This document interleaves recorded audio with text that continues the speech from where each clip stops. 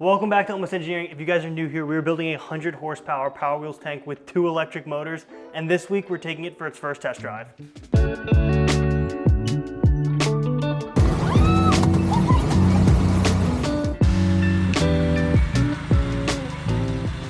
So we're able to do our first test drive this week because we actually just got our second part of our drivetrain. We got our motor and controller, I think is in that box. And we got our heavy ass battery in here. So we really didn't know if we were gonna be able to get our first test drive in this week because we didn't know how long it was gonna take for the battery and everything to get here. So luckily it showed up. Wow. Wow, I didn't realize how dirty and crusty the other one looked. Look how shiny it is. The other one's been through a lot already. Yeah, so much shinier. Poor thing. Well, don't worry. We will make that one just as dirty very quickly.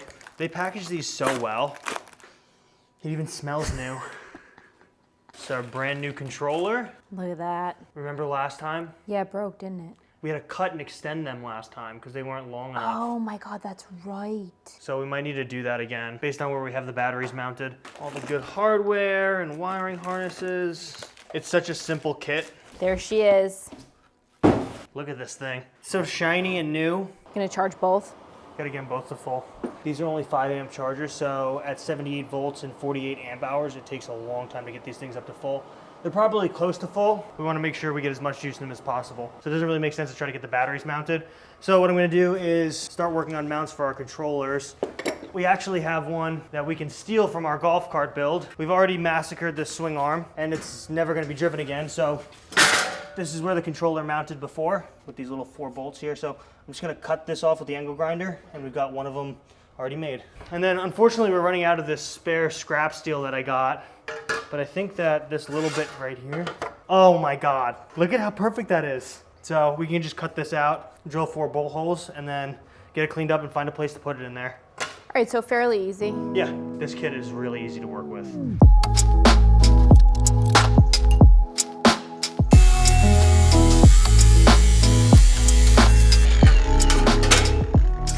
I obviously need to clean this up before we weld it in there, but I want to see how it looks and where we might want to put this. This is where I was planning to place it. So you can see there's an immediate problem where our bolt holes are right in line with the tube. I don't know why I didn't think about that when I made the tubing. I could just offset it a little bit like that and weld it here. It's not a very heavy piece of equipment, so it'll probably be okay. But I don't know if you guys could notice with the golf cart, our welds actually rattled loose, so. Biggest problem is that this steel is really, really thin. So when I try to actually get a penetrating weld into this thicker steel, I end up burning through this thin steel. But hopefully I can make it a stronger connection this time. This is our other limiting factor. We've got these wires that need to wrap around from one side of the motor over to here. Okay, so this is definitely where the controller needs to mount. If we try to mount this controller anywhere else, we're not gonna have the length on our wires to even hook it up to the controller. But it'll be fine in that position. Yeah, in this position it should be perfectly fine. We should have the length. That was a little bit tighter, but shouldn't be a problem. We obviously can't route them around the back because they'll get sucked up in the chain.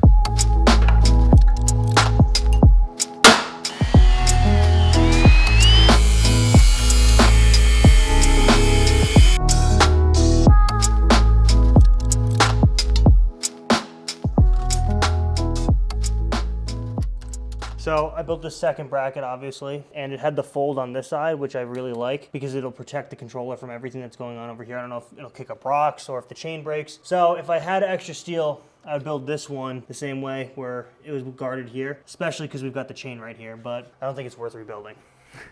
If this chain pops off at any point, we'll come back and we'll just add in a piece of guarding here or something.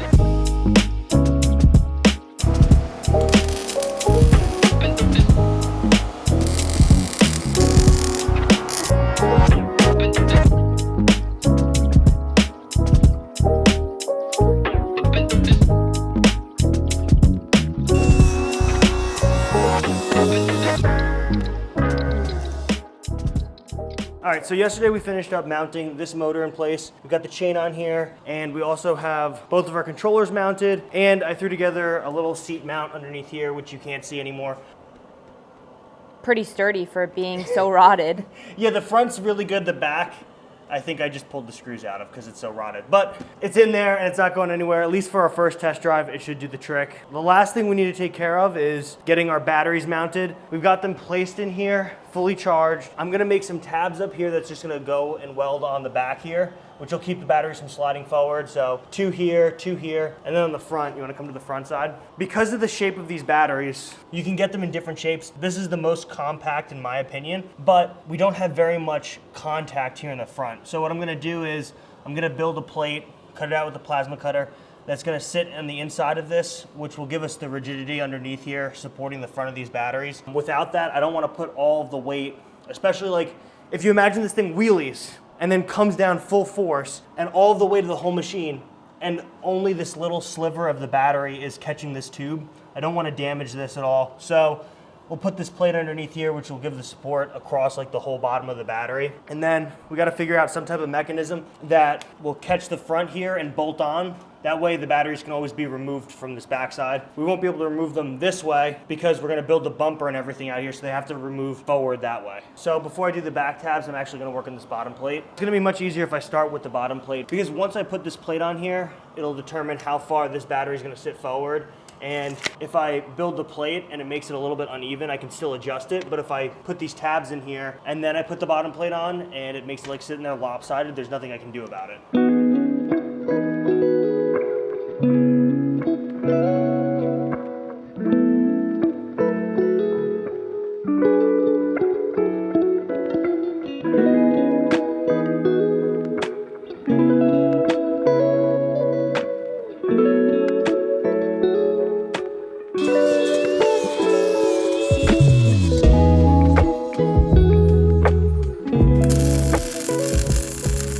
These little tabs here, which are actually the inside part of the plates on the bottom that you saw me cut out. They serve 2 purposes. I've got them in the middle and I've got them on the back so it can't slide left or right and it can't slide back. We put these ratchet straps on here because we had nothing to keep them from lifting up and we had nothing to keep them from going that way, which they probably will go that way pretty hard when we step on the gas. So the reason we ended up using the ratchet straps and not just building mounts is this is a really weird shape and we want to have a really rigid, really well thought out mount that comes in here and is removable. So it's got to slide in here and bolt in place. And we want to ride this today. So there's no way I was going to build a mount like that to satisfaction. I would end up building something, riding around with it today, and then having to redo it in the future. So ratchet straps, these things are more solid than... They're way more solid than the golf cart or the Barbie scooter, so they will do perfectly fine for today. As you can see, I don't have a handlebar or anything to grab onto, so I'm gonna just take my tube bender, my hydraulic tube bender, and put all of our controls on here. So I've got the on-off switch, forward, reverse, and our throttles on here. Very smart. Yeah, and I'm just gonna have to brace myself. Oh, also we're gonna need to put some self-tapping screws into this top part of the frame to hold the plastic in place. We'll just wire up these motors on here and the ones on this side. And zip ties will be our friend.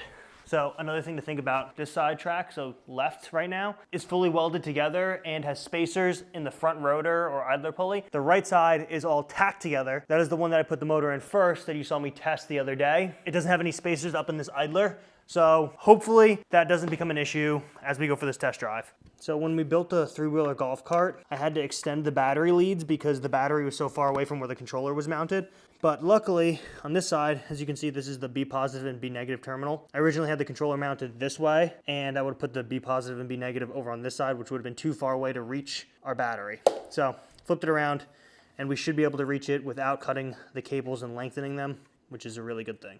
I always like wiring up the motor before I put power to the controller, or before I even do any of the other connectors, just because these are like the biggest things and the other stuff is much smaller, so it's easier to route that in a different way than routing these around the smaller wires. All right, this is going to be our handlebar. I'm gonna throw on all the controls onto here because it's small enough for them. I'm going to keep all of the new stuff on the left side and all of the old stuff on the right, I think. So we immediately have a problem. I could only find cheap thumb throttles on Amazon for my right hand. So this obviously doesn't work when it's on mounted. So I think I'm gonna make it a pull throttle for the right side. That's the plan at least. You know, I'm gonna fix that right now because I do not want this throttle getting stuck. Look at that, see? Full throttle, stuck at full throttle. That would be a very bad day for me. These thumb throttles are like $12 on Amazon. Comes with the cable. Cable fits this kit.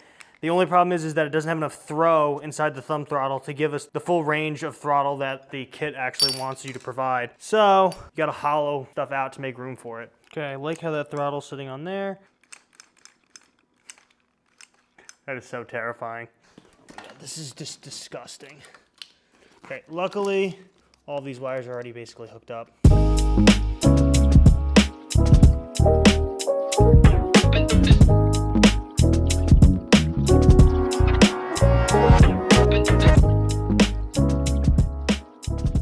Moment of truth. We've got both sets of wires all zip tied up. We've got both throttles zip tied in place. I'm going to plug these bad boys in and we will be able to actually take this thing on a test drive. We will do a better job of cable management in the future, I promise. We are just on a time crunch and this is for testing purposes. Woo, no smoke. That's always a good start. All right, both have 88 volts.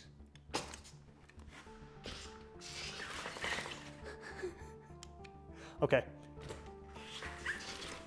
Everything is working. That is fantastic. So I've left these huge chunks of wire free because I need to be able to move the handlebars and I don't want to rip any wires or anything like that. Naturally, it has been sunny all week, but when it's time to do the first test drive, it is disgusting and muddy.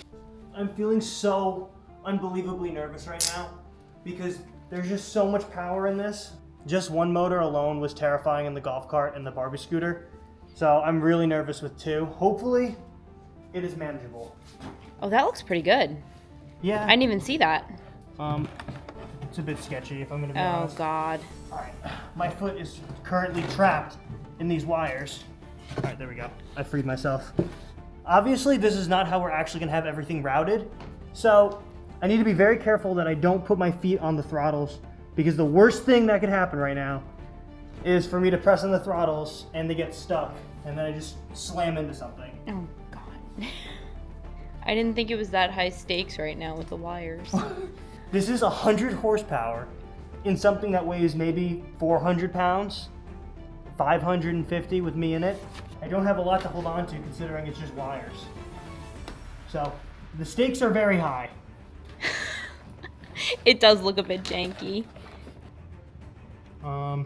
I guess I should start in reverse.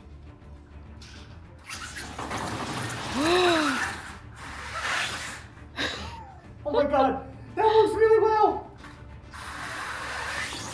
Oh boy, oh boy. I'm gonna go straight back. He has blocked himself in with every vehicle on this farm right now. Okay, don't crash.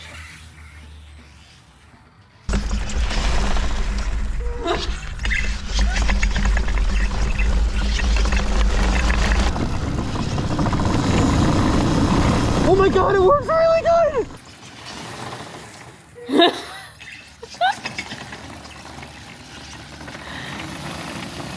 Oh my God, it works really good! Do you see how good that works? Yeah. Oh my God! Oh my God! Alright, should low power mode and forward? I don't know, Greg. What do you think? High speed.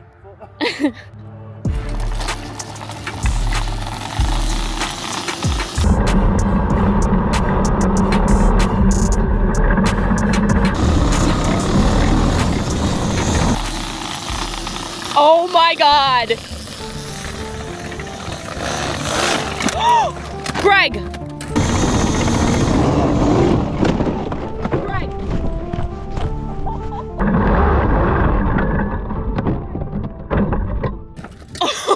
Oh my God!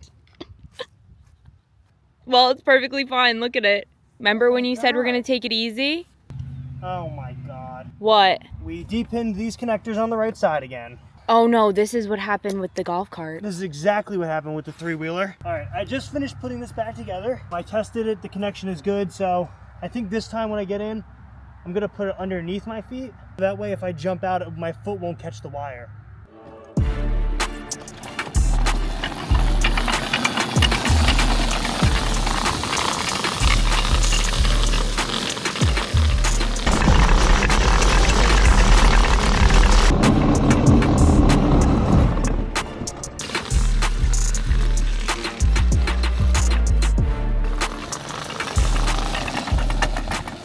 Feels really good. It does? Like when I'm barely moving, I can still feel like the second I let off the throttle, I go forward. And if I were to actually give it throttle, I would go like all the way back. So we're just gonna be very gentle with these controls, like I've been saying.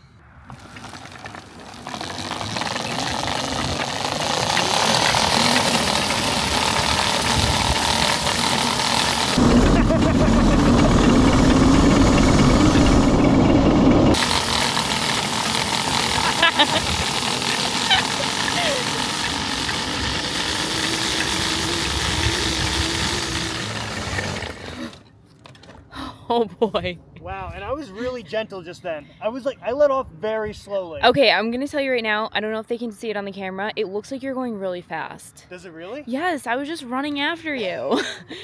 So I'm not sure what's going on here, but there's like, look at how far these throttles move before, like I'm not even... Before you start to actually move. Yeah, so that like makes it even more difficult. Okay, just please be careful while you're going.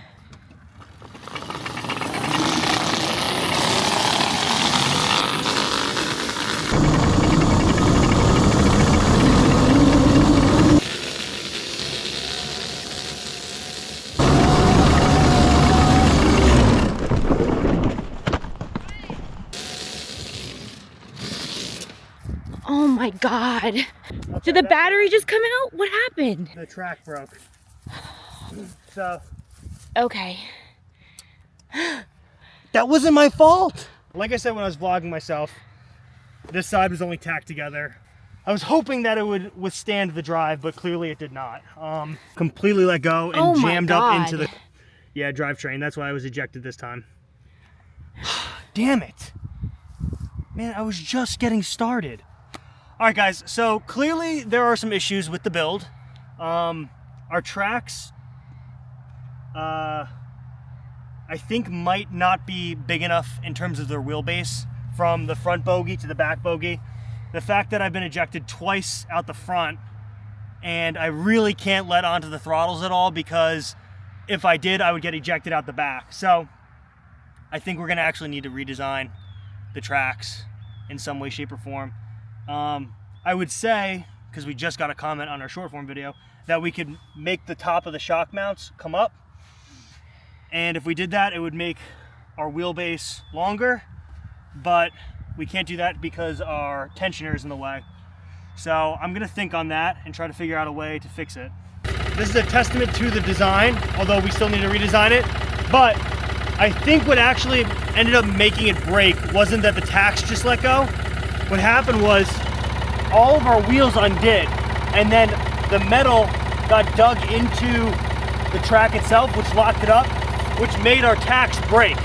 So it wasn't that the tacks broke and then it all jammed up. It was the wheels undid, which jammed it up and broke the tacks. So the welds held. The welds held as long as they could have, reasonably, especially for being tiny little baby tacks. I'm gonna call that a successful first test drive, even though it came in with the help of the tractor. The whole purpose of these test drives is for stuff like this to happen, so you can fix it before you fully weld it in place. Clearly, we have to do a couple of redesigns on the tracks. We gotta make it so more of the track touches the ground so I don't get ejected. We gotta make it so that the suspension is less rigid because my lower back is killing me. And third, we gotta make it so our bogie wheels are better aligned because they vibrated loose and all the bolts fell out. If you guys have any ideas on how to do that, comment it down below. It helps me out a lot. And if you guys enjoyed this video, make sure you like, comment, and subscribe, and we'll see you next week.